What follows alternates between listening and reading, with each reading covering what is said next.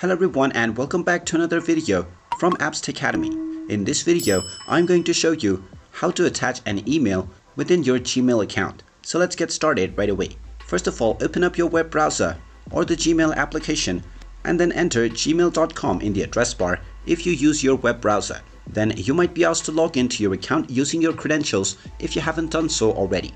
After logging into your account, you will be taken into the inbox page. Now, if you wish to send any email as an attachment to any other person, then you can simply tap on this email or click on the checkbox to select it. You can then click on the three dots at the top section which says More. Once you click on this, you can select the Forward as Attachment option by clicking on Forward as Attachment. This will now attach this email within an email that you can compose and send to anyone that you want.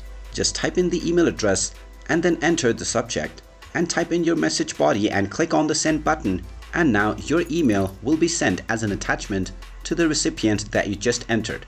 And there you have it. That is how easy it is to attach an email on your Gmail account. If you find this video helpful, make sure you hit that like button and subscribe to our channel if you haven't done so already.